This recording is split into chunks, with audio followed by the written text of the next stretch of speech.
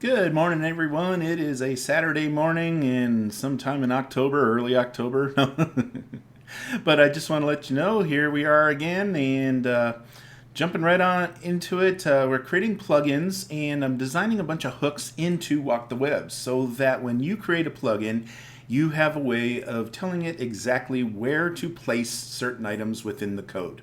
So if you decide, hey, I wrote this script, but it needs to be part of the render cycle or the on-click or whatever function it is within the JavaScript, you need to be able to add those items in there. Now, we worked on that yesterday and it's looking really good. We'll continue to add hooks in as we need them and as you need them, and we'll just keep on throwing them all over the place so that by the time we're done, we have a lot of places that you can insert code as needed.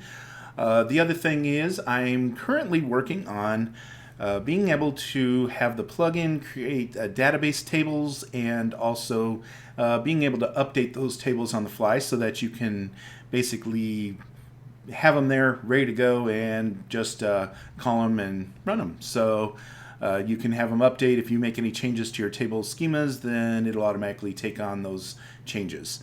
So we'll jump right in on that. And what I have here is I'm looking at my page for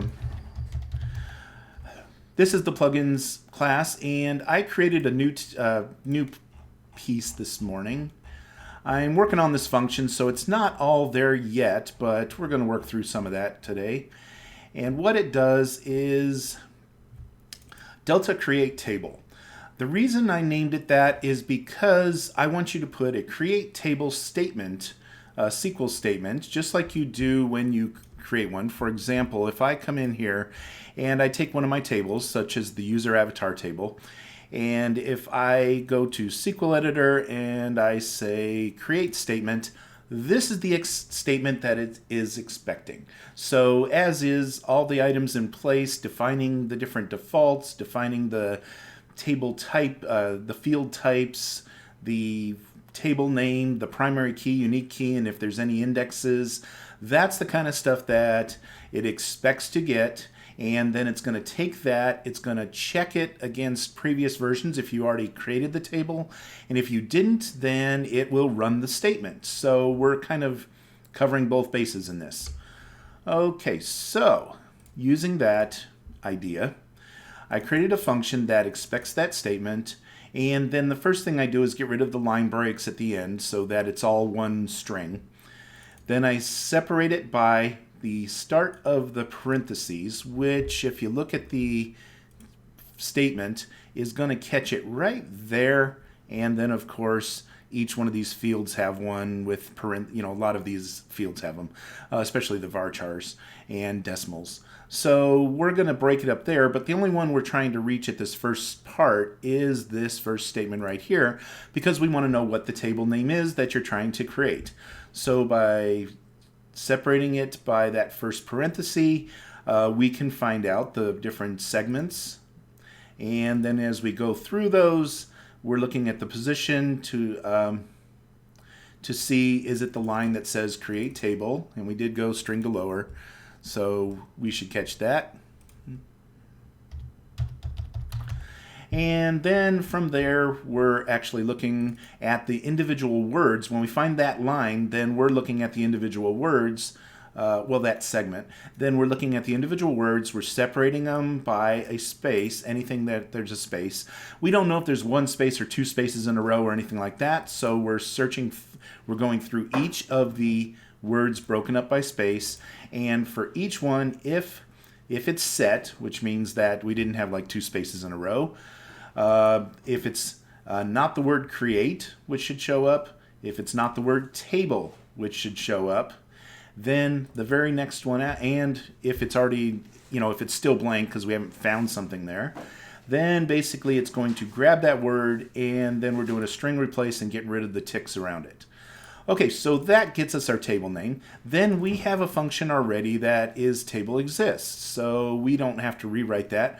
We're just basically throwing it in there. It says show tables like this, and it finds out if it exists or not. If it exists, Then we're going to have to do some comparisons about each field that we find in the table compared to the statement that they gave us. And so that's going to take a little bit more work here. And we'll get that in place shortly. And then finally, this part here, if it's not found, then we just want to execute that SQL statement and create the table. So far, I'm going to test it at this stage because I'm going to delete the table out of there. I'm going to insert the statement, and I'm going to see if it recreates the table and does this piece okay. There's one more piece here, and I'm putting it together in the actual function, but what it is this. If I come into my actual plugin file, I want to check tables for updates. So before I execute a statement, which that's going to be down here someplace, and let's see, that would be WTW plugins, and then delta to create table, and then the statement itself. We're going to throw one in here just so that we have it. Okay, and we're going to do the one that I was just showing you. So let's take this statement to there, copy that, and that would be what somebody inputs in as their statement, something like that. Okay. I'm sure this doesn't cover everything because this particular one doesn't have any other indexes, which I'll throw in on one of the tables that we want to test just so we can do it. Okay, so that's actually going to create the table if, well, in this case, it's going to find out that it already exists and it's not going to create the table. But the other part is let's get the multiplayer prefix. Let's use their definition of their prefix before their table, and we'll throw that in here. And then the other part is unique user key. Because we need, well, the primary key is fine for defining it that way, but unique user key, we need to throw that prefix in here too, because if they have two installs in the same table, we need to make sure that the unique key is getting a unique value, name of the key within the database. So we're going to throw that same prefix there. That'll catch any two different database or two different websites being hosted in the same database. So just to do that. Okay, so that should give us our statement. But what I want to do first is I want to check. We're going to create something. We're going to create a DB version. We have 1.0.0. And what I want to do is I'm going to check and see in the table if there's a setting for DB version. So that we can compare it against it. And if it's the same version, we don't even run this process, so that every time you load the computer, you don't have to, they load the site, they don't have to rerun the tables and check them and everything else. Keeps everything running fast. So in this case, I want to set a local variable DB, DB version. I just copied and pasted it. Why am I typing it? There we go. DB version equals, and then I'm going to get it from here, and it's get setting, and then it's going to be whatever the name of the setting is. In this case, it's DB version. Whoops. Oh, I copied something else. Okay, DB version. And that's going to pull back the value. Now, get setting, just so you know, in the plugins, we have a couple of them. We have get setting and we have get settings. Get settings is expecting an array or comma-separated values. We can pull back multiple settings at the time. By getting settings, we can also save settings, multiple ones at the same time. So we have get setting, get save setting, then get settings, which is an array or comma-separated value, and save settings, which is an array, so that you can put in what the setting name is and the value as pairs, and it'll automatically check the array and insert each one of them. So kind of a convenient way to do it. You can send the array with each one of the names of the values, single dimension array, and it'll automatically repopulate them back with the values. So a couple different flexible ways to use that. But get setting is going to give us a value here, and then based on that, if the DB version setting here is equal to this DB version, then we're okay. Otherwise, actually, if it's not equal, that's what we want. We want to know if it's not equal to the current DB version, then we want to run this process. So now we've had a way of wrapping it in here. And once we run the process, let me indent that one more time. And then once we run that process, we want to save the setting of the DB version. And so we're going to put a file in here, and we're going to say save setting, and it's DB version, comma, this DB version. Okay, so that in itself will make it update the statement. Then the next time it comes through, it'll say, oh, we got the DB version out of the database, and oh, hey, it's the same as the version we're currently using, and that won't happen, and we'll only run this once. So kind of a cool way to track that. And okay, so we're going to do a delta create table. I'm going to go ahead over here and drop this table because I don't want it to already exist. And we'll refresh, just showing it is gone. And now let's see if we can't run this process. There's two pieces here. Since we did do settings, let's also check the table for settings. There are no settings in the table currently. We haven't used that yet in this database. Whoops. Let me put a page over here that we're actually using. There we go. Okay, so let's see, this is activated. The other thing I'm going to do is we're going to put this over here. And now let's see what happens. Okay, something didn't work, and that's fine too. I have a feeling that I didn't set the WTWDB class. Well, actually, no, it should be loaded by the time we did that. Let's take a look. Let's see what's going on here. That was something else. I'm going to delete this out of here because I don't need other errors. I just need to see where we are now. I think I had some errors in there from yesterday's work. Okay, so when I try to run the page, unexpected WTW plugins on line 206 in the multiplayer. Okay, so let's see what's going on in that. Line 206. Oh, sorry. Navigate to the other screen. I've switched those around so many times of which one's which that I go fast and end up clicking the same one twice. Okay, so WTW plugins.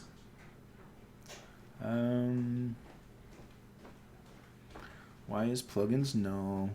What line was that? I'm sorry. I just said it and didn't remember. 206. Okay, let's see what's going on. 206. It's probably telling it to run the line that I'm on. So 206 is here. Okay, so it had trouble with that line. Save setting. Did I do that one correct? Let's double check. WTW plugins. It's here. Save setting. It's a setting name, setting value. It's passed back. And it goes to WTWDB class. And that goes right.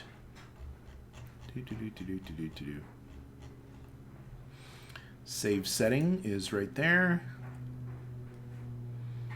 I don't see any problem with that per se. Let's that all looks good. Why is it having, see, here's the thing. It's having trouble on this line, but it didn't have trouble with it there, or there. So it made it past trying to get the settings. Did it create the table? Let's see what it did. Refresh. Nope, it did not create the table. Okay. but it did have trouble with that line. Let's see what it's doing.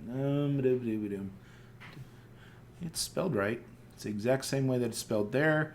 It has this save setting. Commas. Oh, wait. No. Yep, there it is. Missed one semicolon at the end of the line, so I didn't know how to do the line after. Okay, let's run that again and see what happens. Here we are. It's getting through the page. Okay, so far so good. We loaded the page this time. We got a step farther. Now let's see, did it create the table? Refresh. No, we did not get the new table. Okay. Did we get any settings? Just out of curiosity. No, it didn't write the setting either. Okay, let's see if we're even getting to this right place. So,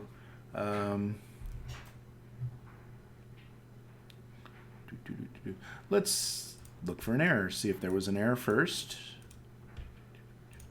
We know we had one on 206, and there's no additional new errors. Okay, I'll delete that because we corrected the error. And now I'm going to come back over here. Let's see if it's getting to the places that we think it is.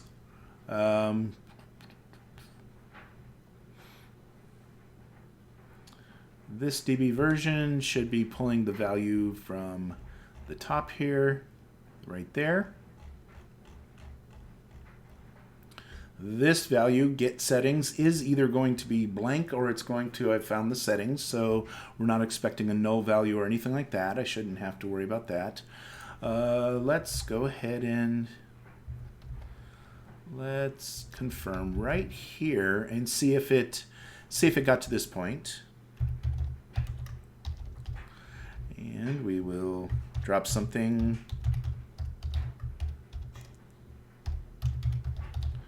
Drop something into our console log. It's an easy way to see where we've actually gotten and see if it makes it this far. Let's tell it to show us. Let's see this DB version, because we already know the other one's coming up blank. So let's have it say that this is the DB version we expect to get, just so we get something in here, some feedback. And let's try that. See if it gets to that point.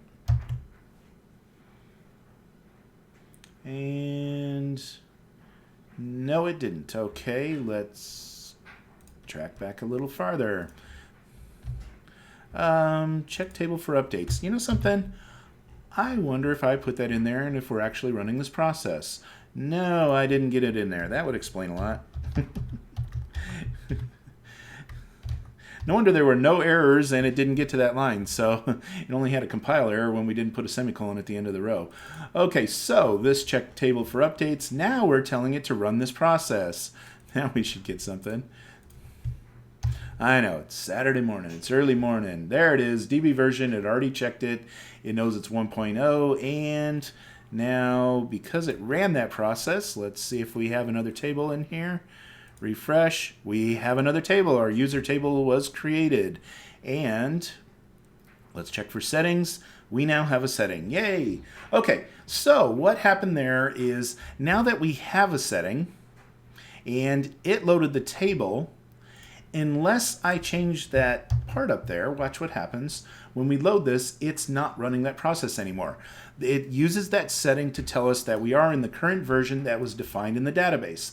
So when I want to make a change to this table or something, or I add another table in this group or anything like that, and I want this process to run again, all I have to do as a plugin designer is update DB version. If I change this in any way, shape, or form, it's going to force it to run that process one more time, and we'll catch any new updates that we've done. So that makes it pretty cool for being able to just easily trigger the updates, and then when the person loads it, it catches it in the settings, it writes it to the table, and now we compare what's loaded in the tables and actually executed compared to what you put in your code to be executed. So, easy way to do it. No problem. We now have a process in place that will let us check and only create the table updates when we plan to. Okay, so now since we have that, let's dump the other tables in here. Before I do, I want to simulate. Do I want to do this whole other part right now?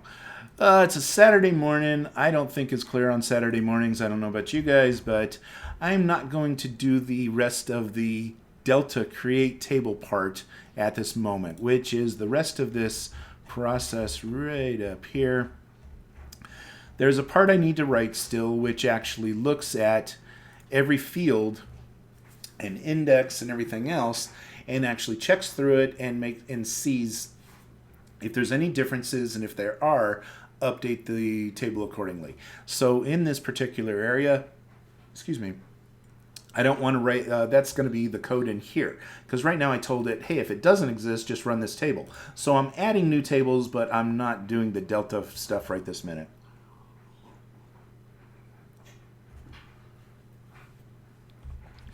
I'm going to delay that delay that little piece till later. I'm going to run through that, but I want to actually have some legit table changes and stuff. Well, I'll get to that. I just need to run through that statement. I need to do a little bit more studying, see what all I want to be able to do with it, and then I'll get all the other pieces in place. So for now, I want to run, let's get the 4 tables in here so that we have exactly all the pieces. I'm going to put that there. So I know I have actually 5 tables for this process that I'm doing. Okay, so 1, 2, 3, 4. And if I come over here, there is, I think I already did this. Okay, so user avatars was the first one. Then I have the colors of the avatars. We'll take that table, copy that. I'm going to set that there. I'll come back and reformat these afterwards. The next one is the animations. Copy that. And we'll put it here. And then we have the tracking. This is what actually does the heartbeat. It's called a heartbeat often. And but the heartbeat is the part that tells it to check, to give your feedback of where you currently are for multiplayer user, and also return back where others have moved. So basically, as fast as it can run, it is actually tracking and setting and saying, here's where I am, puts it in the database, and then retrieves back from the database if anybody else is in the current scene that you're in, and gives it the respective data so that we can basically update their position on your screen. So from that, let me see, I like putting them in the right order, because that's where I'd look for it if I come back into this file later on. So I'm going to put that right there, so that I'm doing the user avatars first, and then I go through right on down the line, create the tables for their colors for the user avatars, and okay, I'm just going to indent a few of these. Get them all lined up. Make the code pretty. Okay. We're getting there, we're getting there, we're getting there. And finally, last one here. So for each one of these right now, it's going to, if I ran this code, it would say, oh, this table's found. Then it would go to that area where I don't have any code written to compare the fields. But that's all fine. We're actually good with that at this moment. I'm not ready to run it any farther down the line than that. Let's go ahead and, since I did it on the first row, we'll do it on all of them. And actually, I kind of like it that way because it gives a little break in between here, but I didn't really put a space in my code, so I'm going to leave them that way. We'll put it just like that, and we'll do it on all of them for persistence. Okay. Oh, then the next part is this multiplayer prefix. This is the value that is given to the plugin to identify tables that are part of that plugin. So by doing that, I'm going to do it on the unique key and the table name. so that if you, and it also incorporates the prefix for the, the code is also, the prefix takes care of the database prefix, incorporates it into that. So if you have something unique there, it would take care of it. This part here, see, this one actually has an index for certain fields. So I wanted to make sure that if it creates the index for this and somebody else loads another instance of the server into the same database, then basically you can run them both in the same table and or in the same database with different table names, because it inherits the key fields and the part here. So we have a unique key field for the key fields. Then they can create both of these without name conflicts. And finally, last table is the chat, which we have not moved over the code for the chat yet, but that's in the works. We'll get to that one. And primary key, we don't have to do that with, because that just marks this one field primary key, and that's particularly dealing with this table. Unique key, on the other hand, is unique, needs a unique name. Actually, the one that really only matters is this index one, the one that actually goes across multiple fields, because those indexes are written in a general table. So, but we're good. We've named them uniquely and we're good to go. Okay, so if I come in here, and I can do this one of two ways. Since it's my initial load, I want to actually test that with all 5 of these tables that we just did. So I'm going to drop the tables so that they don't already exist. And then in our settings, I'm going to clear that one record that we created, just so that it doesn't find it. I could have, instead of deleting it, I could have just made it an older version, and when it found it, it would have updated also. Either way, it would do it. And now when I run this code, we should get 5 tables in there, and now they are all version 1.0.0. And just to show that, refresh this, and we have 1, 2, 3, 4, 5 tables. Yay! Okay, so that took us through that, and we're able to create tables from a plugin, and hey, not bad, not bad. Things came together pretty quickly there. Okay, so where do I go from here? What else did I need? This particular plugin is actually looking pretty good. The last part of here is, other than doing that part, what we have is in our script. Let's see. Let's open up the script here. Scripts, multiplayer script. We have a number of calls that go to certain places. This is the one we worked on yesterday, and we were able to create a local copy of the file for the connect. We were able to alias it from the connect directory, even though it sits in your plugin folder connect directory. So even though it's under plugins, content, plugins, then the name of the plugin, then content, or connect, this file here runs as the root domain /connect/this, just as if it ran directly from in your site in this connect folder. So you don't have to put any files in this folder. You create them in your plugin folder, and they act like they're here. It'll be aliased by default. You don't even have to do anything. All you have to do is activate the plugin. It'll automatically look through activated plugins, and it'll look to see if there's that connect folder. If the connect folder exists and the file exists, and it matches the name of the file in your connect folder, in your plugin, then it will work as if the root connect folder. Okay, that was a mouthful. Okay, so the next one is, I have a number of these, and here's the next one. We have get avatar. So I want to recreate get avatar. Instead of being on my server, I'm going to put that over onto this instance that we're running. These were some of the updates I needed to do from when I created it, using it running from 3D.WalkTheWeb opposed to running from here. So, okay, what I want to do is we're going to go look up this file, get avatar, from the 3D Connect site. Word of warning, that one doesn't have the nice classes all wrapped up yet. I've been working on what I gave you instead of what I kept for myself. So this particular site, this particular one needs a little bit of work, and it's also using stored procedures, which we don't use on your site. So there's a bit of work here, but no problem. It's going to tell us how we brought back the data and how we format it. And then we're going to use that to create the new file. I'm going to use the connect file design that we just used for this particular one. That way it takes on the same format, and we just have to update what we're giving it in return. Okay, so that one did an update to here. We don't need that same stuff there, but okay, so if I copy this, we create a new file. And this particular one, we're going to call it, just like here where it has multiplayer, WTW multiplayer, which is the name of the plugin. I want that in the name now. And then we're just going to call it get avatar.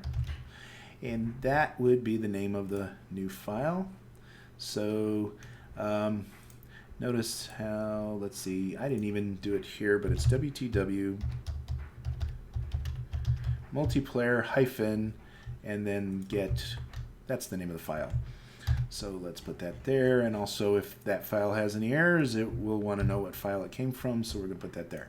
Then on this one, we're going to start by putting it there, calling it get, and up at the top, we're just for our page tracking, which is Google Analytics, we'll give it the correct page name so it knows what to log in. And that's where we are.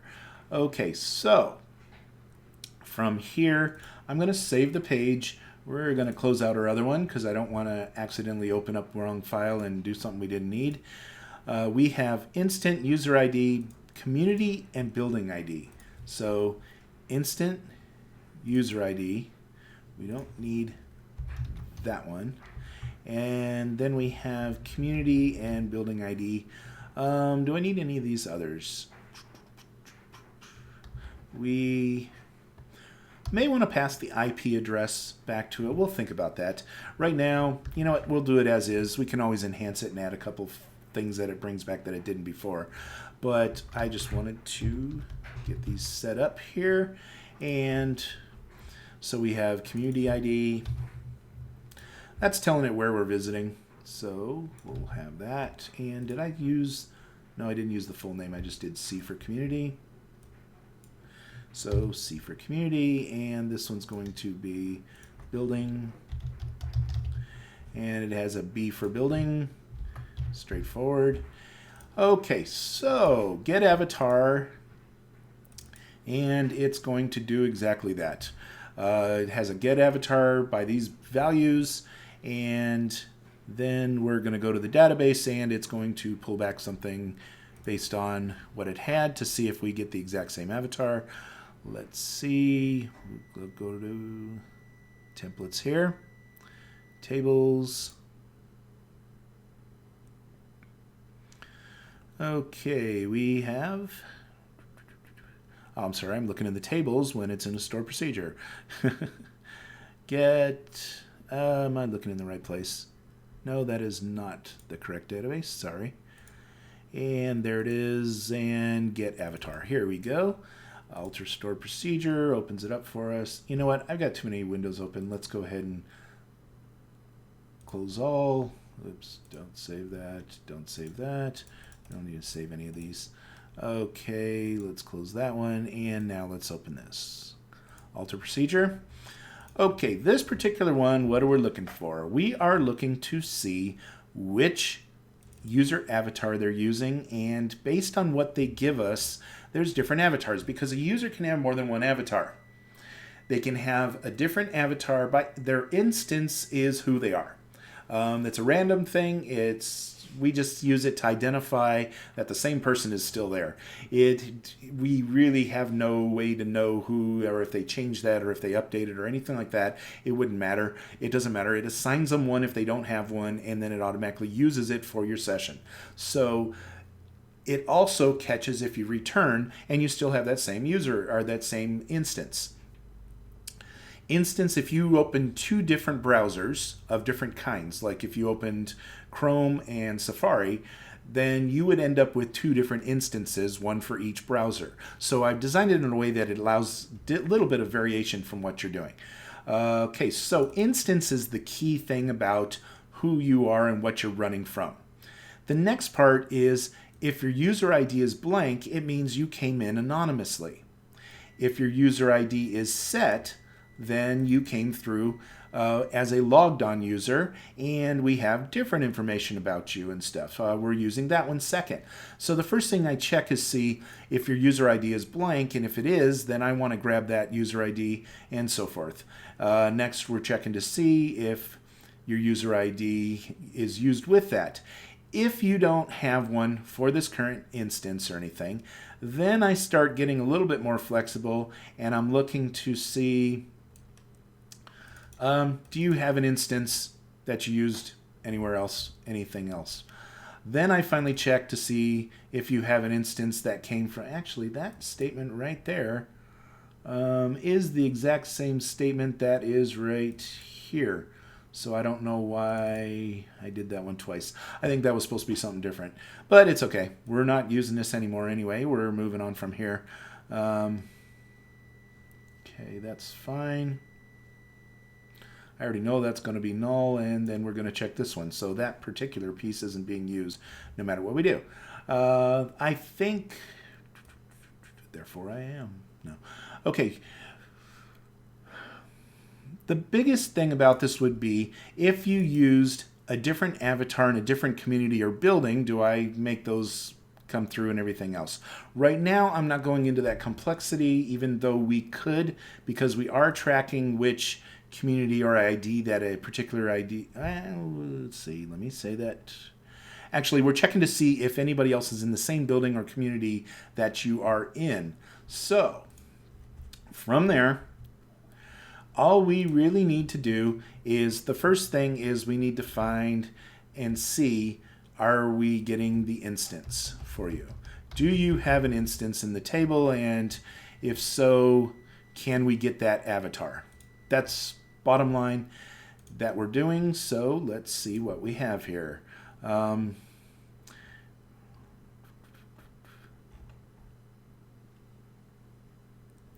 That's really ironic because I'm doing a select statement, copy avatar. So I am creating a copy, or I'm copying an avatar here. If we found a different avatar, okay, we're going to rethink this one a little bit because there's a couple things in here that I don't find helpful. So the first thing we're going to do is we're going to check and see, did you have a user ID? And was it from, okay, I'm going to want that multiplayer prefix. So let me start this sentence from right here. And we're going to grab our multiplayer prefix out of that statement. And we're going to get rid of that part of that because we're not in that table anymore. And I'm also going to pass the instance into here. So we might as well copy and butcher that piece out of there. Okay, so this will take us through here. Okay, let's, we're going to clean this up a little bit. And we're going to make it where we can, just very readable. So it's easy to see where we are at any point in time. There, and from statement here. So that's what we're getting. That's the statement that we're running. And based on that, we're going to grab the instance ID if it exists. If it doesn't exist, we're going to run another statement. So we're going to do something like that, but that's not it. Okay, so if it's empty or not set,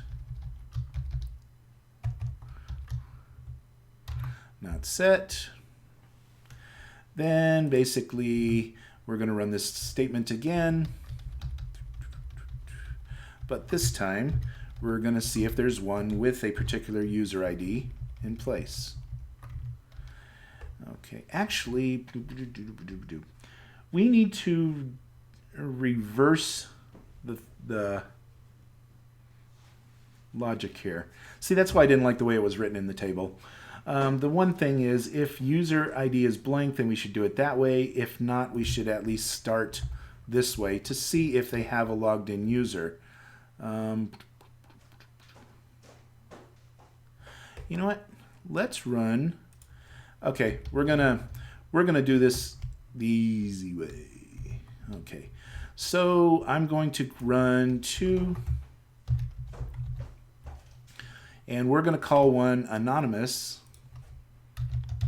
instance and user instance. That way, I can pull both of the data first and then decide if they have one or how I want to manipulate or use it, but I don't have to keep on requerying to find the same data again. So in this case, we have the anonymous, which means user ID was blank and he's not deleted. So that's the instance that would be anonymous. This one would be, does this one have a user ID?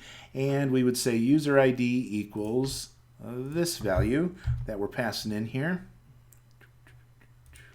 So we'll drop that in there. And so now we've checked it both directions, and we should now have an anonymous and possibly user ID, and that only works if this one, and we're going to add in this line here, copy that.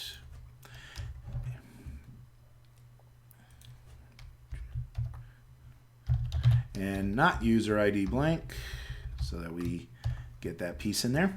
Okay, so now what we've done is we've forced it to only get a user or a user instance. If user ID is not blank, we're going to do a couple manipulations here. So the first thing I need to see is I need to know, was user ID blank? So copy that. If not empty, and is set. That will tell me that they are logged on. Now, if they're logged on and they don't have something in here already, because the second you initiate, it should have put something in there. And if you logged on, it should have put something into this table. That's part of the process we wrote the other day, which is the update avatar. It should happen before this get avatar step happens. And the get avatar really is not about your own. You post your own and it says, hey, this is what I'm using right now. But when the other person comes in the scene and they need to see what avatar you're using, that's when this process is called, because it's getting the other players in your scene and loading their avatars. So that's why we didn't use our session ID for our user, because we're trying to use the user that is in our scene. Okay, so from there, now if it's not empty, which means they are logged on, the first thing is, actually we are going to use, you know something, I didn't even check to, well, we are using the instance on both of those. Okay, so I want to still go with a found instance, because I'm going to decide between these two which ones I'm using. Instance ID equals blank, and now we're going to see from those two things we checked, is there an instance, and we're going to just decide which one it is, and then we will know which one to do on our pull statement for giving the information back about that user. Okay, going through this,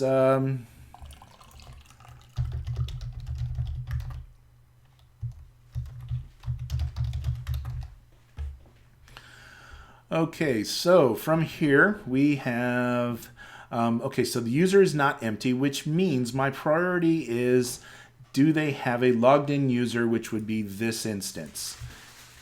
So let's go if not empty and is set, then I want to go with this instance, which is going to be now set to our found user ID.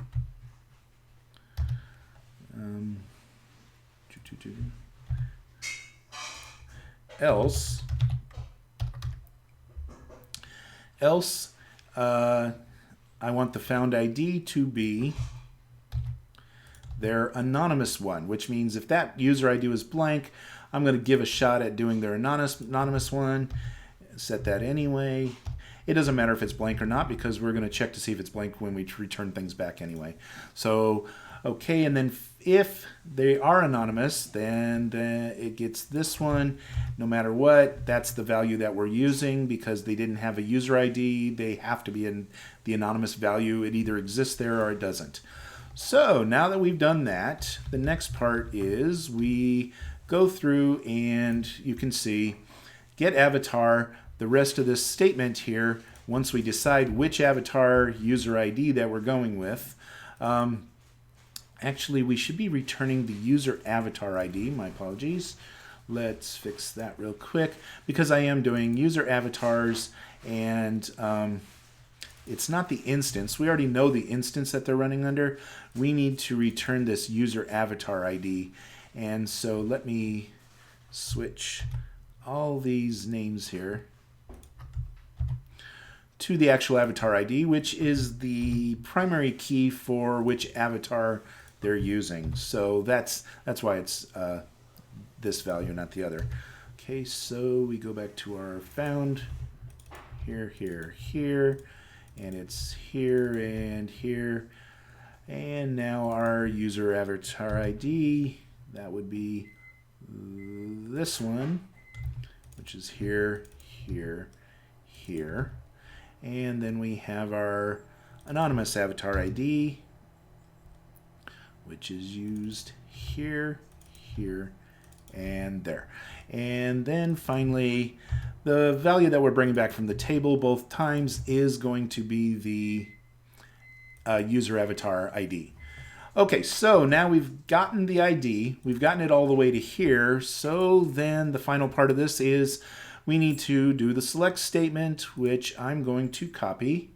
The select statement is this. That's the data that we're bringing back. So I want that to be here.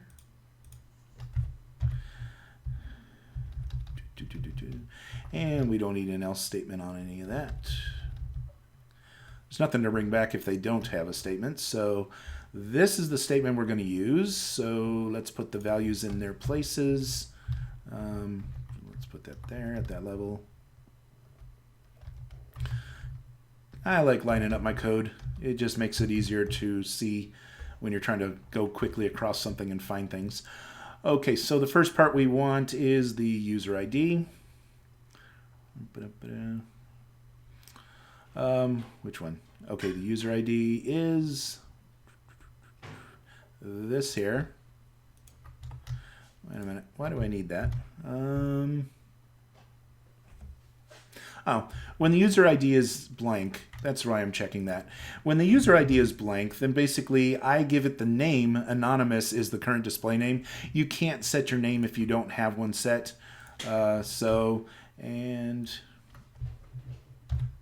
Okay, so we force that piece. This part here can be blank or not. It'll bring back the piece. It'll bring back the pieces that it needs, and we're good there. The next one is we have the instance ID, which, like I said, you can have multiple browsers and you can still bring back different instances from the different browsers. If you're just joining us, welcome. How you doing today? It's a Saturday morning. Hit me in chat if I'm going too fast or you have any questions along the way. I'm always open to it. This particular part, what we're doing is we're actually creating the connections for multiplayer so that it can have a heartbeat and it can also bring back other players into your scene. Little by little, we're bringing that over into your instance so that it runs from your own server. So you can have a standalone version and it can completely function from there. So that's all I'm doing. Let's get this in place with the community that you're in so that it only pulls the users that are in your community or building. Okay. Okay, so that would pull back the right data now. And then finally, the last part is what we're going to return as the array, and this over here is going to actually give us a pretty good design. We're not doing the query, we're doing the z equals. Let's see, it's connect. Yes, that's all correct. Connect. So for z results, we're going to cycle through the array, or cycle through the results, my apologies. And we will, for each, gotta spell it right, as 0, not 0, but 0. Okay, and for each one of those, we're going to now tell it how to lay out the array that comes back. And in this case, we are doing this here as, let's see, what is that? This is the, okay, so that,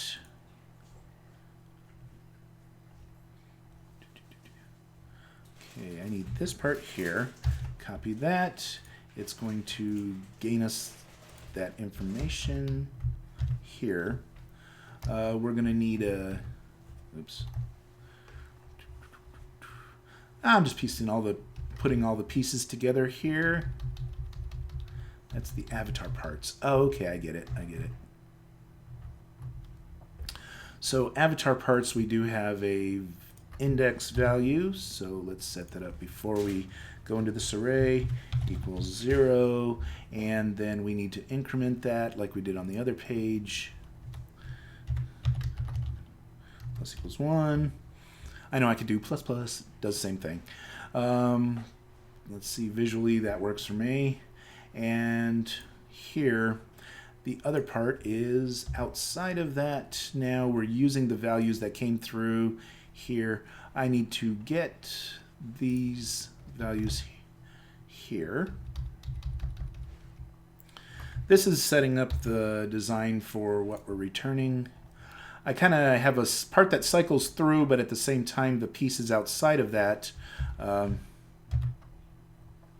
actually building. Some of them are static. So through this whole query, some of these values, such as the avatar index and the scaling and all that stuff, are the same value through the whole table, so I didn't have to worry about iterating it. I only have to iterate the various parts that the person has as part of their object, and then this object array here is another piece. That's all good. We don't have to worry about any of those pieces. So finally, after all of that happens and it cycles through the array, the last part is these get placed together. And that's, let's see, that just happens once. Okay, that happens once after the cycling of it. So we're going to put that right here. And then finally, we assemble this whole results the way we want it to be. Actually, I'm pulling the animations. Okay, we have a second query here. We're building it. I wanted to get all the animations together also, so that's what I did here using that particular, oh, you know something? User avatar ID, yes, we did all that work finding out which user avatar ID they were using, but then in our statement, I don't recall seeing this condition here got us which one we're going to use, but we found the user ID and then never actually pulled it by that. I prefer that we actually use the value that we're getting. This checks to make sure that the user is not deleted. We'll still keep that in place, but if I go with, I know I'm modifying this on the fly, here we go. Okay, just thinking about where it's heading, we want this to actually be the user ID that we've already found and we know is the one we want to go with. So let's see, that would be in which table? That's coming from, not user avatars, yes it is, user avatars, which is A, so that is in the correct table. It is the user avatar ID, so we're getting the one that we wanted. and we don't have to worry about the rest of that. So we're actually in good shape because we would go with the found one. So that's good. The other piece here is we do need to tell it what table to go to. So I'm going to, let's see, from, here it is. We're going to tell it from 3D Engine. Actually, we're okay with doing that. Inner join, tracking, table, and left join. We have 3 tables going into conjunction here, and that's what we're getting. Okay, just to reiterate, these tables that you're using right here are the ones that are particular for this instance, working as the table that came in on the networking. So even though there's a user avatar table in your root of your tables, it isn't the same one as the multiplayer user avatar table. Yours gets copied in there when you go multiplayer, and others can find you that way. But what you have hosted on your own machine in your user avatar table is your setup of whoever configured a user avatar on your server. So that's how that kind of all comes together. Okay, so that piece is all good, and that prepares a lot of pieces in place. But before we assemble the final piece here, what we need to do is we actually need to pull one more piece of data. This particular one pulled all of that. Actually, this is only going to happen all the way through the page. This only happens if all of this comes together. So we're going to put the we're going to put that right there like that, and all of this is going to get indented. Oops, went too far. Okay, so it's all going to get indented, all of that. I want this to be above here, because no matter what, we're going to give it a header, and we know that it is that's going to get our permission of who can hit the header. This only works if it has values, and there's one piece here. I didn't see it. Let's see what gets returned. The bottom of the page, what gets returned is avatar def. So I want to make sure that the avatar def functionality is above that. Where is avatar def? And it's on the bottom line here. Okay, so that we can return the avatar def, even if it's a blank set, it'll show that page didn't error, it actually didn't have anything to return. So by putting that there and then making this the response at the bottom of the page, then basically we've already covered the base of a blank empty set if the database didn't find an active user. Okay, so the next part of this piece in here is the same thing we did before. We're going to run another query. And this time what see, it's piecing together different segments of the return set. And then I'm combining them all into one and basically returning it to the user. So this part here, the second query that happens is get avatar animations. So the first one, we got all the various parts, and that gives us the colors of all the different parts as we go. Notice emissive color. Those are the settings for each one of the parts that you did. Then on this piece, this part right here, the object, this thing was all, that was populated, okay. The next piece is I'm adding in all the animations that go along with this particular avatar. So remember how when you set up your avatar, you could choose what's my type of walk, what's my extra functionality that I can do. If I can do a wave, if I can do a dance, or whatever it is. You selected all those things when you set up your avatar, so this part allows it to pull that data with it and bring it into your scene loaded with their avatar. So if they all of a sudden do a dance in front of you, it is their dance that they loaded with their animations that they chose. So cool stuff, huh? Okay, so moving right on into this. This is what we're going to be returning, and this is basically the query. So get avatar animations. It's this query, alter that. And we're passing in a couple values. Basically, all I need is the query, which is right to there. I'm going to drop that into here. And once we have that, we're going to go ahead and line this stuff up to our friendly little order. And good morning or evening, Eva, whichever applies. So user avatar ID, we have the ID, so now I'm going to pull it from here, our found user avatar ID, and we're going to put that in right here. Oh, just kicking out a few things, doing a little bit of coding this morning. And let's see, we have, going right on down the line, now based on these results, I equals 0 again, because we're going to iterate through these. That's cool. Watch and learn, definitely. Learn coding. It's a really cool thing to know. And make sure you get yourself an account over on Stack Overflow. Everybody needs an account there so that when you use things or you find things or you search for them on Stack Overflow and you get you get help from other things, you can give them credit for whoever gave you help.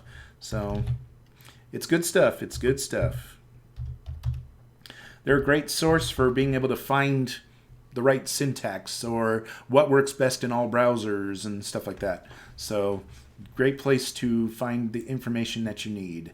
Okay, so this one is going to create this part right here, and all I have to do is drop that in here. And then finally, okay, so we have that now.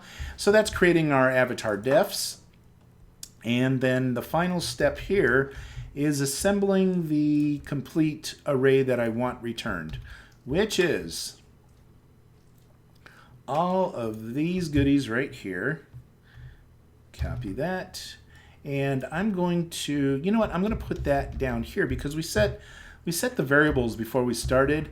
I'm going to put all the variables outside of our query so that we can actually bring back a complete data set with all these different values, and I won't have to worry about checking, hey, did this, is this even exist, or is it unidentified,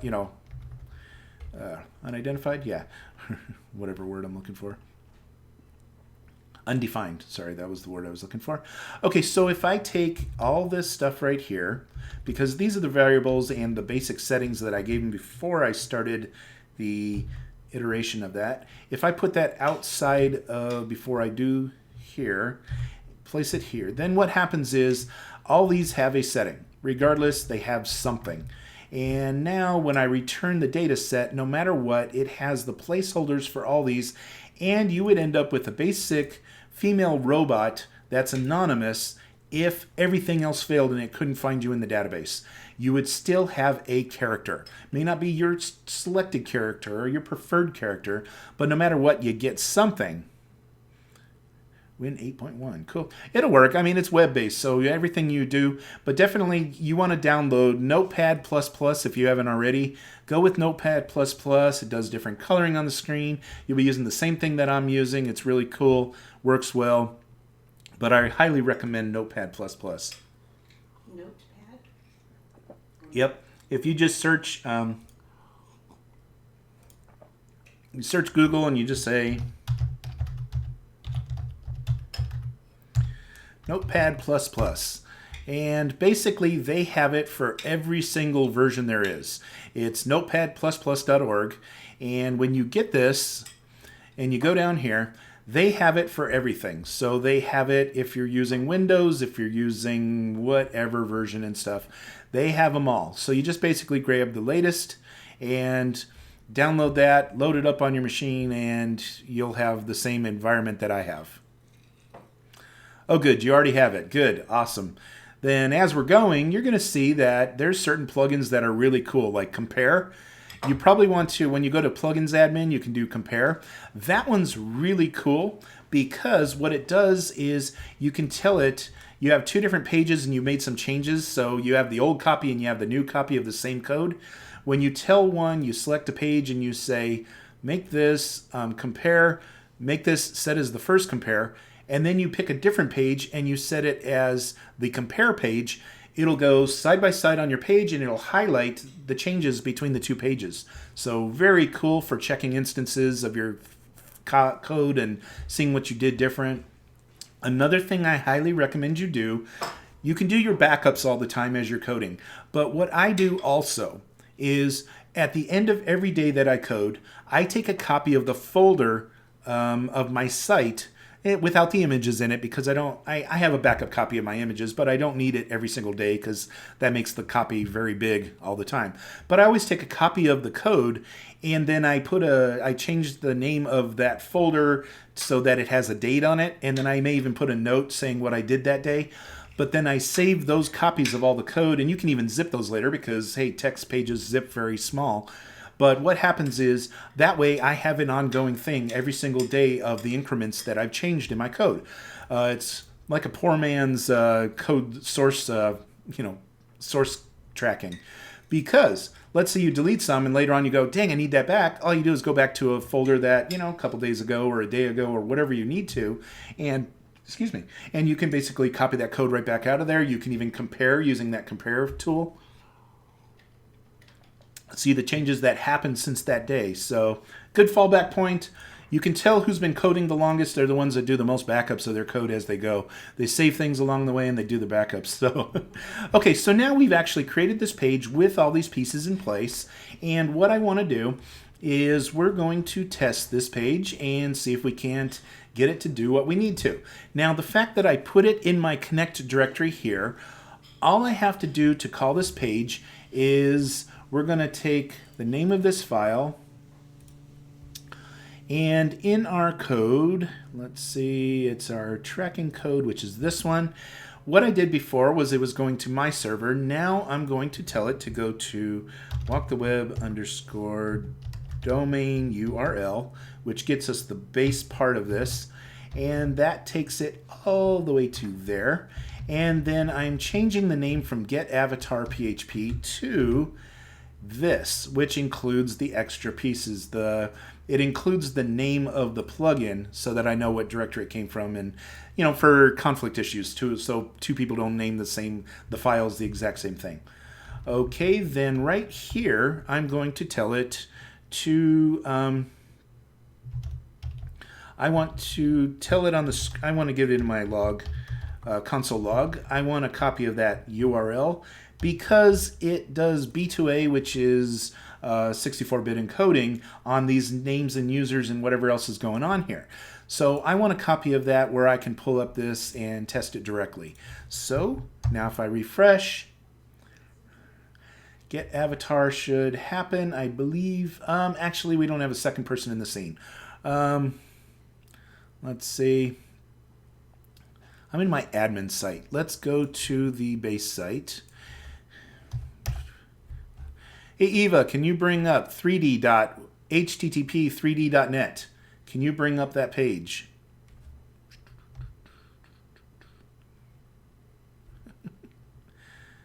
I need another person in this scene. Let's see. Let me jump to my other computer. Hang on.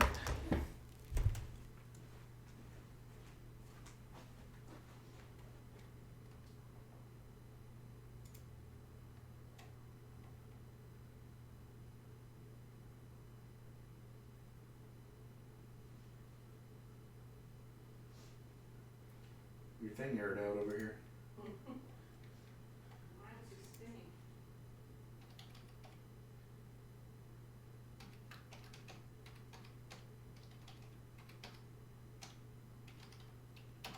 Let's see if that'll get somebody into my scene here. Let's see.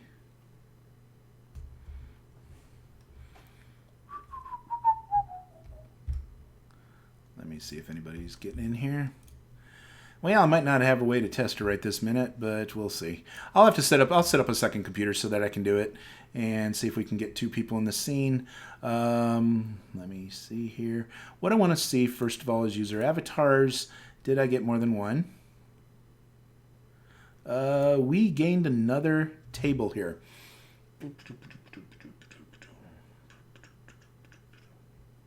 We shouldn't have gained a second table. Why are there two tables with the same names? Nope, it isn't. That was a ghost. Okay, so here... I don't have another user yet. Let me see.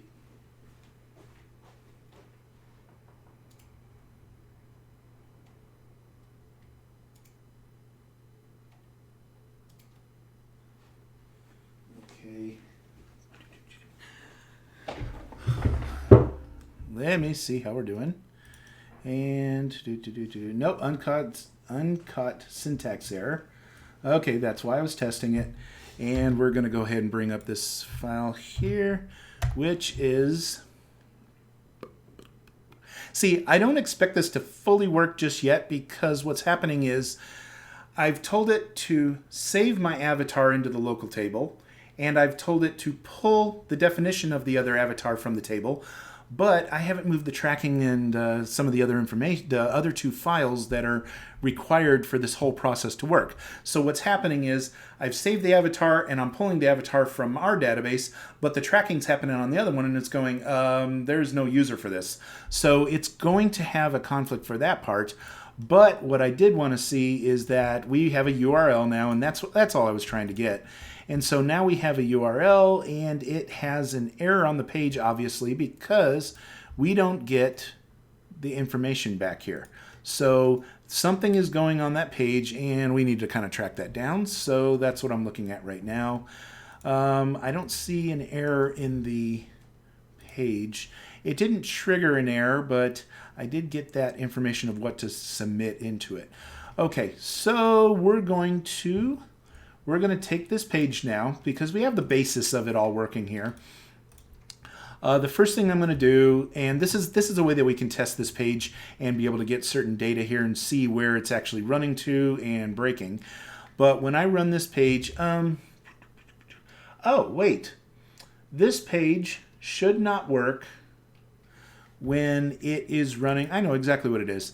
When I try to access it directly, it shouldn't work. Oh, that isn't accessing it directly. We're good. Okay, because we're actually calling it through this connect folder.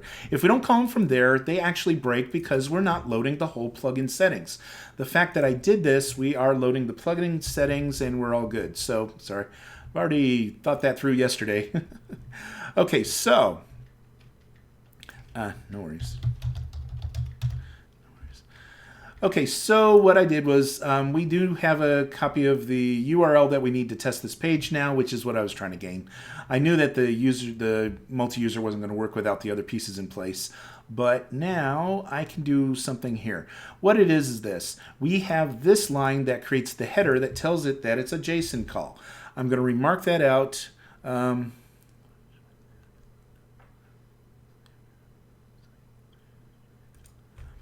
Correct. Correct. What we have is the user is looking at the same website that I am, but what's happening is because I'm not connecting all the dots, I'm not getting the feedback on my screen saying your user is there. So until I finish doing those other two connect files and put them all in place, it's not going to actually show me that.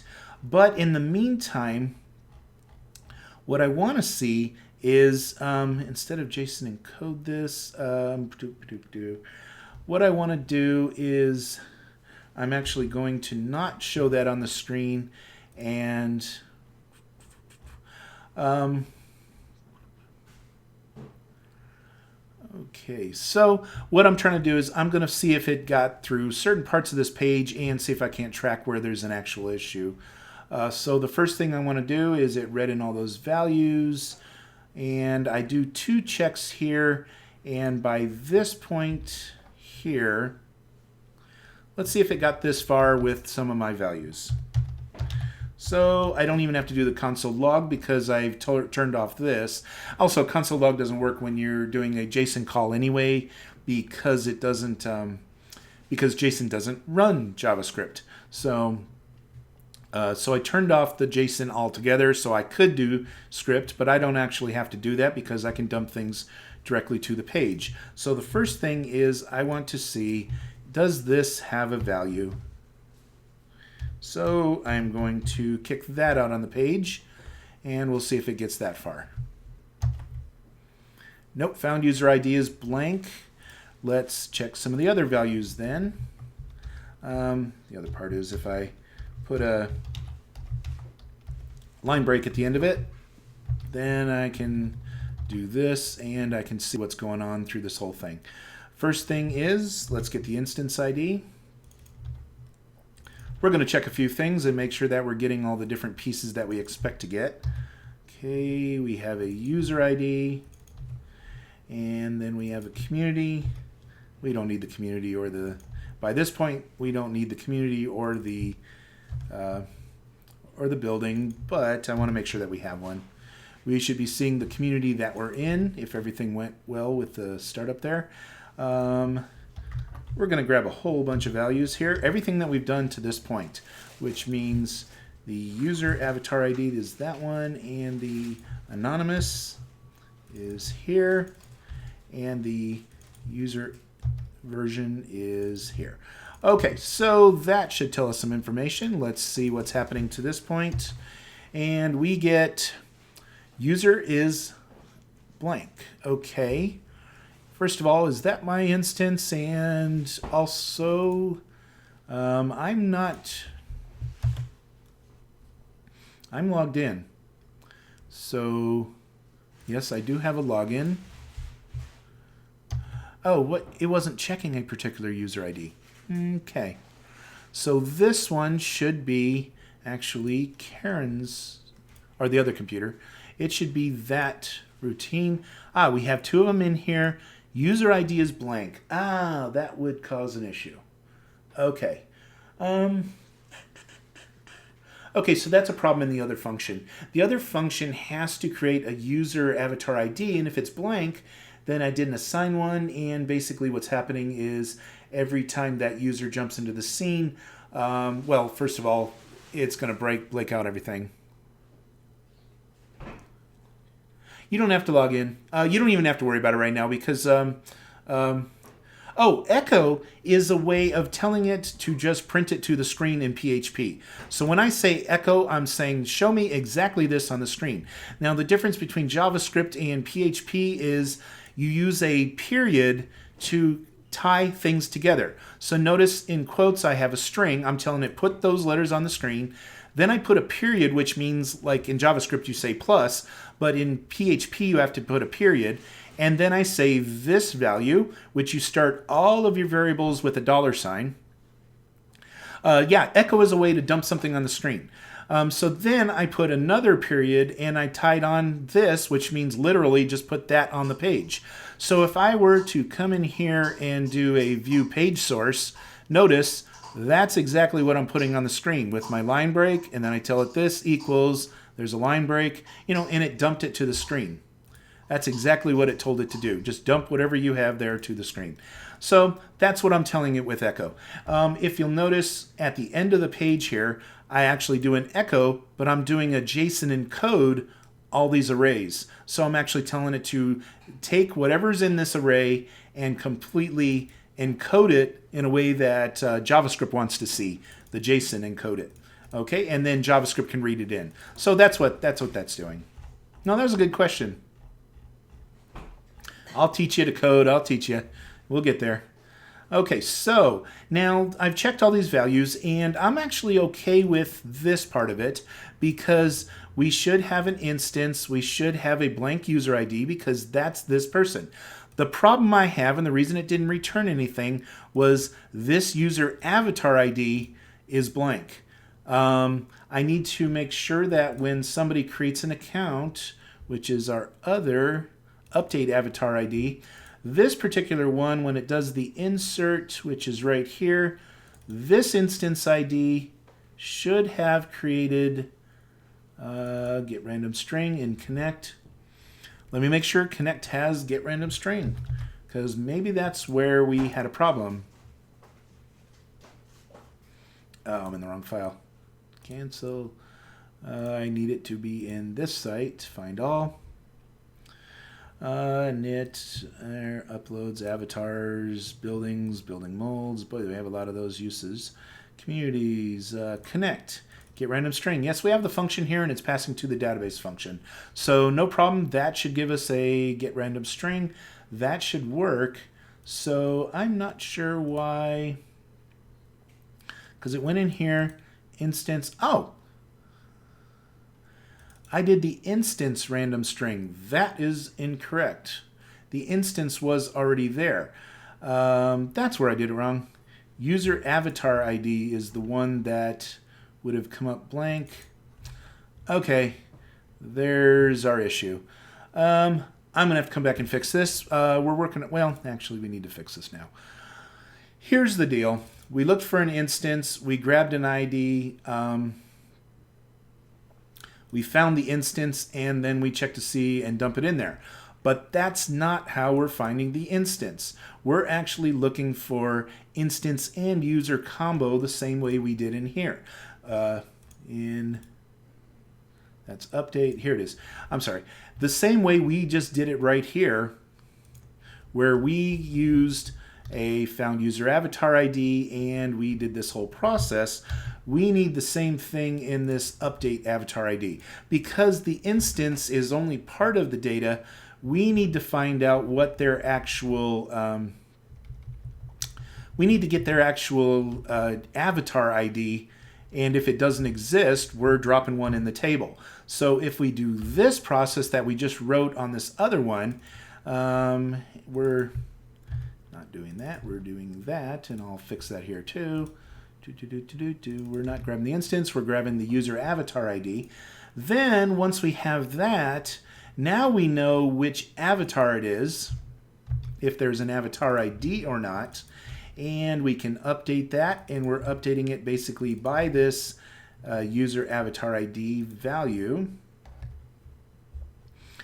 And we don't need to set the user avatar ID because we're using the avatar ID to get it. We do not update the instance because we use the instance to grab their ID. We already know that we're in that instance. Now the second part of this though, this is where we are inserting a new one. It's this user avatar ID that would be blank. So that's the value that we need to set. Instance ID should be their past instance because we get that from the user. We're going to do, if this whole process relies on them having an instance ID. So basically, I should wrap this whole thing. We'll worry about that later on. But currently, everybody should have an instance ID. It checks it before it actually sends it to me. So as long as they haven't doctored the code, we're good with that. So now that I've fixed that, notice when I get this, that one's here. We're going to delete this row, which is the other person, the second person. And now I'm going to go refresh that screen on my other computer.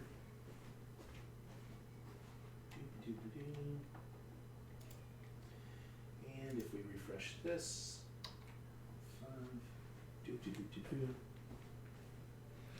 me see if, whoops, should have finished the process.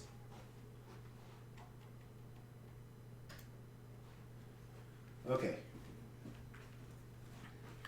Now that I've refreshed the process, my scene, now it has something and it has a user ID.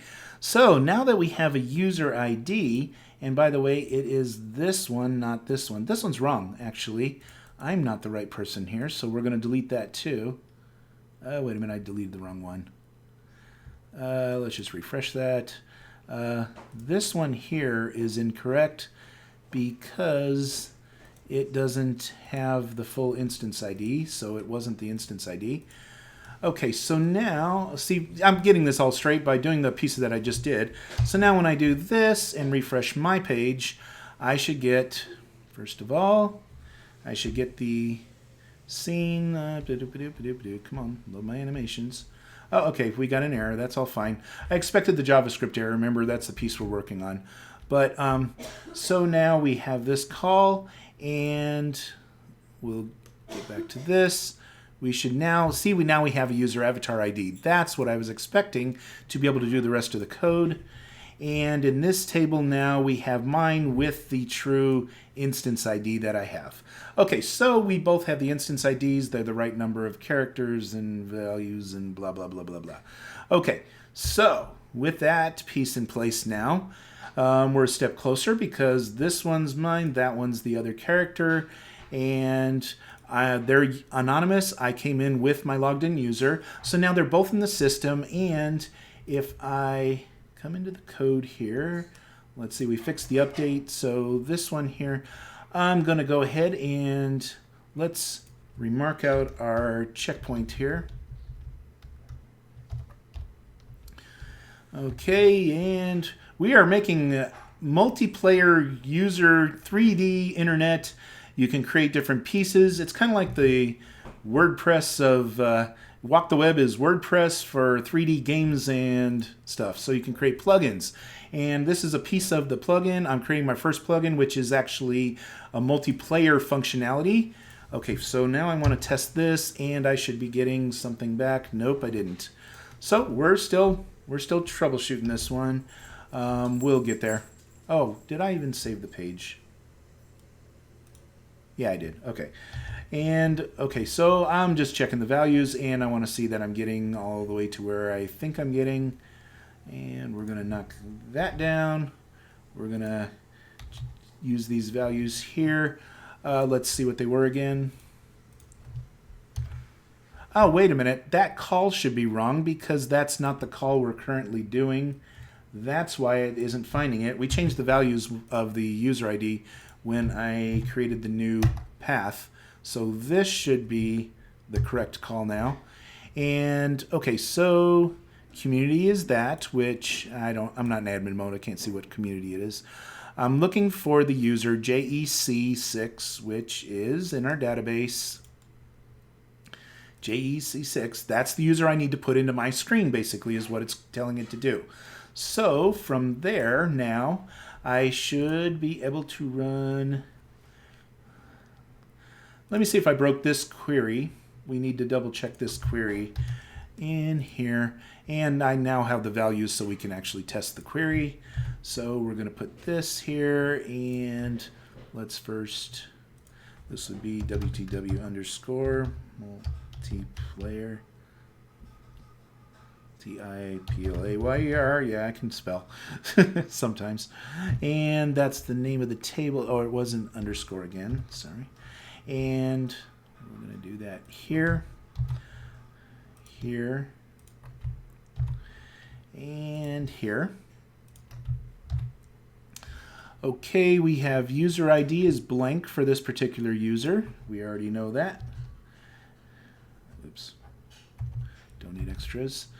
And anonymous, okay, and this is blank. We know that. Okay, the community that we're looking at is, that's why I dumped these on the screen, because I can grab the community right there. Actually, yeah, we could have got it from the tables too, but that's fine.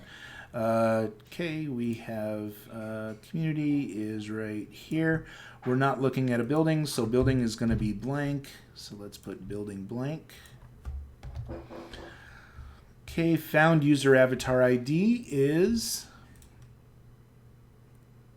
okay, found user avatar ID is this one. That's the one we're trying to bring up on our call. So let's put that there. And I think that should do it. And okay, it didn't bring back anything, which is why we're taking an extra look. Something in here has, let me check the community. Oh, okay. I'm not getting this piece only because we have not included our tracking table data yet. So because we're not doing the tracking, it couldn't find the thing. So actually there's no error in the SQL. It is actually doing exactly what it's supposed to. The difference is if we look in our tracking table,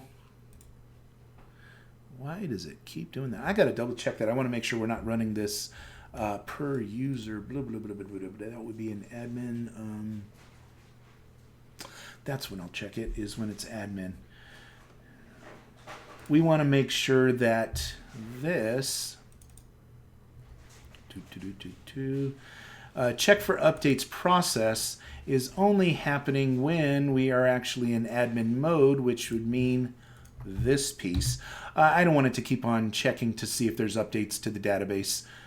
So I can tell it only run this part when it's in admin mode. There's no reason to do it otherwise.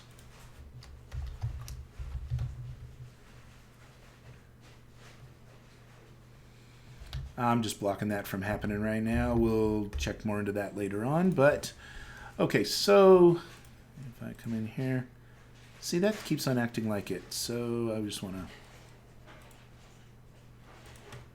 Okay, no big deal.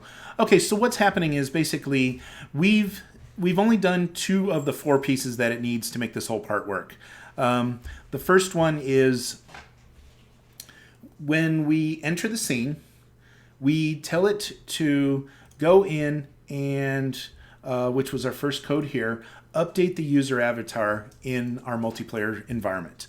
So it goes into the table and it looks to see if there's a user in this table, and that's when multi-user table, and it adds each person that's in the different scenes. It could be any scene on your server. It'll add their definition of what avatar they're using here. It includes pieces. Okay, it includes pieces of this here, which should be all the colors. No, we haven't got their colors. Okay. Oh, they didn't set any. That's why. If they had set any colors, it would show up here too. And then also their animations. We should get their animations here. And those 2 tables aren't going. So on our update process, I need to make sure each one of those pieces are being filled in also. But what happens is it gets you these various pieces, it drops them into the tables, and now you have the animations in colors and their user avatar. Once we have that information, then the second thing is when they enter the scene, my scene goes, hey, I detect somebody else here. It goes out and gets their user avatar and brings it back and puts them into the scene. So that's the piece we're working on right now. So since it didn't place everything in there correctly, we do have a user avatar now, but we don't have the colors or animations that go along with it. They're not going to show up, but that's fine. But basically, that's the pieces that we're putting together. So we'll get those pieces in place, and then finally, after we get that happening, the next piece is to track changes in their movement. So if they turn, if they rotate, if they play an animation, if they move forward, backwards, any type of movement, any type of animation that they trigger, that kind of stuff needs to be tracked and moved. And so the tracking table does the current placement of you. Like if you move, it automatically updates your current placement. If you play an animation, it updates that you're playing that animation. If you stop, it tells you you're not doing an animation right now. And then finally, after all those pieces are in place, the last one is to clear the avatar, which means you've now left the scene. You've timed out in your session or something where you're no longer in the scene, and it needs to tell it to take your avatar off of my scene. So those are the 4 common key components of making this whole process work and wrap up into one. But I just want to let you know that's where we're heading. There's a bunch more code to do. There's a bunch more pieces in place here. But we're in the right process, and we'll get the pieces in place. So I want to wish everybody a happy Saturday, and I'm going to jump back in on this, probably Monday morning. So I'll be catching you then. I hope you have a great weekend. And, thanks for joining me. I really appreciate each and every one of you. So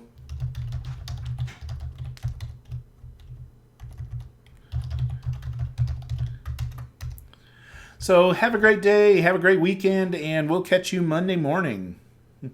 Take care.